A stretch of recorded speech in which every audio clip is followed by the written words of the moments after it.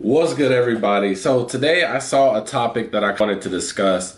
It said, should Kobe, basically Vanessa now, should Vanessa open up Kobe to be a Kobe brand to where players can sign under Kobe, similar to how Jordan can have players under him?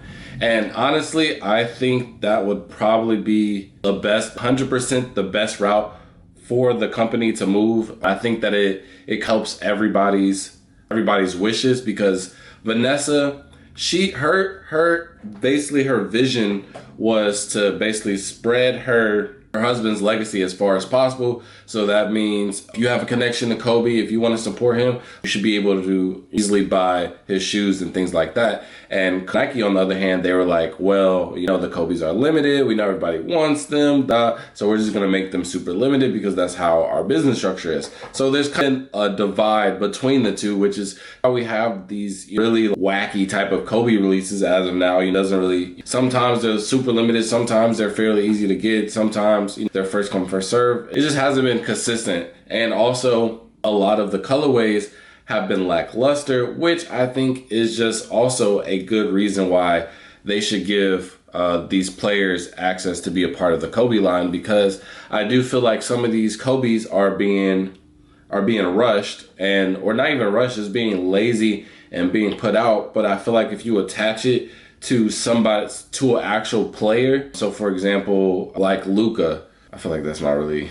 He has Jordans, but they're like hoop shoes. For example, like Luka or Zion, they both are under Jordan and they make their own Jordans. And some of the colorways are pretty fire and some of them are, but we're not looking at those as Jordans. We're looking at those more so Zions and Kobe's, but we know they're Jordan brand. So similar to say if you were to give a Kobe to, I don't know, DeMar DeRozan. If he comes out with a not so great colorway, we're like, DeRozan's not really it. You feel me? Compared to like actual Kobe brand releasing them, and it's like this color doesn't really make sense, and then they start to sit, and then it kind of opens up another topic of like, oh, do nobody really care about Kobe anymore? This and that. And it's like, well, you're kind of forcing some of it, and some of it doesn't matter because we've had Kobe's as of recently. Some of them sat. The gold medals are currently sitting. I know the purple ones with the numbers, those sat as well for a little bit just because nobody really thought that it made sense. And again, it was one of those rush colorways. But I feel like if you have somebody essentially taking the bullet, obviously it's going to be their colorway and things like that. But obviously some of these players don't even care about their colorways and they just have like a whole design team and it's just like, oh, look good, he gets past that check. So some of these, I feel like colorways that are Nike are kind of experimenting with, I feel like they can just get away with it by giving it to a player instead of just having it come directly from Kobe's brand and making it feel forced. Because some of these colorways I do feel like they're forced. And then also I think if they were to do it, I think now is also the perfect time with the hype slowing down. So it puts it in a smooth transition to where, so for example, if we did this right to where we gave players Kobe's, and we had it at the peak of Kobe's re-releasing. So I guess Reverse Riches wasn't peak, but it was a lot. I'm trying to think what's one of the older Kobe's that came out. I guess like Mambasitas or Kobe 5s, any of those regular Grinches. So any of those, right? So you have peak Kobe's where everybody wants them, everybody is fiending for them, is going to be virtually impossible to touch. And then you have right next to them some alternate players, DeMar DeRozan, I don't know, PJ Tucker, and Alex Caruso.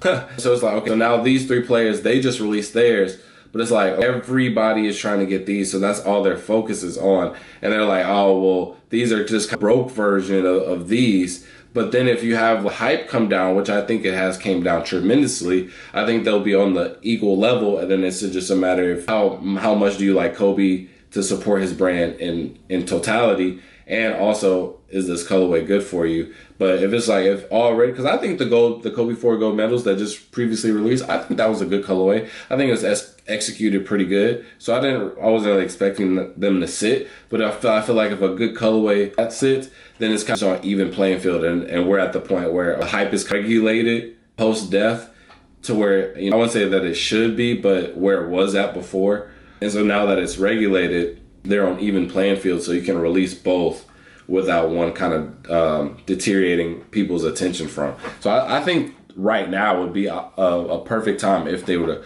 go through that. And then we've had all the different versions of Mamba Days. I think we've had 3 Mamba Days this year. I'm not complaining, but like they're celebrating it heavy. Then we just had Mamba Invitationals, and then they just came out with a statue. So I think this is also another good time where it's killing the spotlight and just gives it again another good transition into just selling new product.